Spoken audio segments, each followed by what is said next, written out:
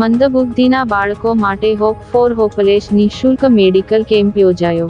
પ્રીત homeopathic clinic દ્વારા કલરવ શાળાના મંદબુદ્ધિના બાળકો માટે હોપ ફોર હોપલેસ નિઃશુલ્ક મેડિકલ કેમ્પ યોજાયો। કલરવ શાળાના તમામ દિવ્યાંગ બાળકોનું ચેકઅપ કરવામાં આવ્યું હતું। ભરૂચમાં છેલ્લા ઘણા સમયથી પ્રીત હોમિયોપેથિક દ્વારા મંદબુદ્ધિના બાળકો માટે નિઃશુલ્ક ચેકઅપ કેમ્પ યોજવામાં આવે છે, જે અંતર્ગત ભરૂચના સેવાશ્રમ રોડ પર બ્લુચીકમાં આવેલ પ્રીત હોમિયોપેથિક ખાતે ભરૂચ રોટરી ક્લબ પાછળ આવેલ કલરવ શાળાના તમામ બાળકોનું નિઃશુલ્ક ચેકઅપ કરવામાં આવ્યું હતું। આ કેમ્પ છેલ્લા 6 વર્ષથી દર બીજા અને ચોથા મહિને યોજાય છે। આમાં મંદબુદ્ધિ, અપૂરતા વિકાસ જેવા કેસીસની વિનામૂલ્યે સારવાર કરવામાં આવે છે।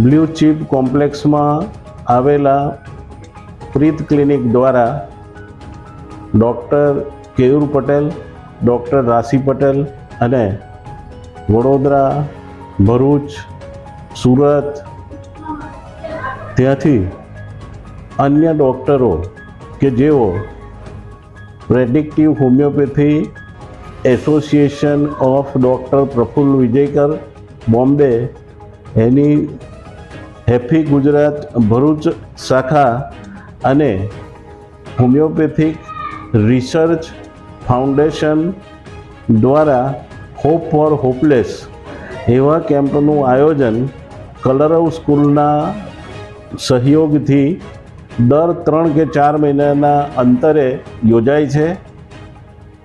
દિવ્યાંગ બાળકો, ઓટિસ્ટિક ચિલ્ડ્રન, ડાઉન સિન્ડ્રોમવાળા ચિલ્ડ્રન, જેઓનો વિકાસ મંદ હોય, બુદ્ધિમંદ હોય, શરીરમાં ખોડખાંપણ હોય એવા દર કેમ્પમાં સેંકડો બાળકો સારવાર લે છે।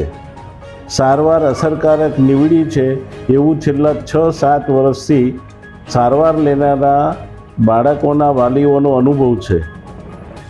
આ માધ્યમ દ્વારા સમાજના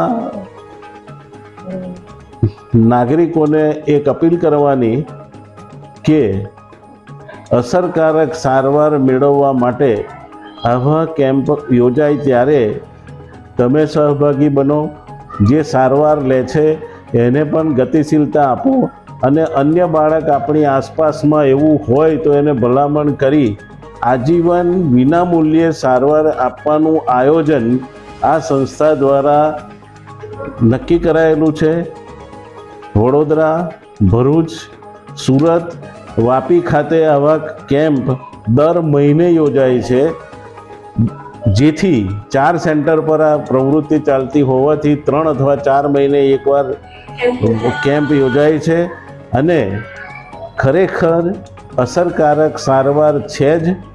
જે બાળક પરિવારને ભારરૂપ લાગતું હોય, એની સારવાર કે એની શુશ્રૂષા કરવામાં તકલીફ પડતી હોય, એની જગ્યાએ બાળક સામાજિક રીતે સ્વીકાર્ય બને એવી એની પ્રગતિ થાય છે એવો ઘણા સારવાર લેનારા બાળકોના વાલીઓનો અભિપ્રાય છે। અમને આશા છે કે અમારી આ અપીલને માન્ય રાખી અને આપ સૌ આ પ્રવૃત્તિમાં અમને સહયોગી બનશો, આવા બાળકોને અહીંયા સુધી મોકલશો, જેથી અસરકારક સારવાર દ્વારા તેમનું જીવન યોગ્ય બની શકે। ધન્યવાદ।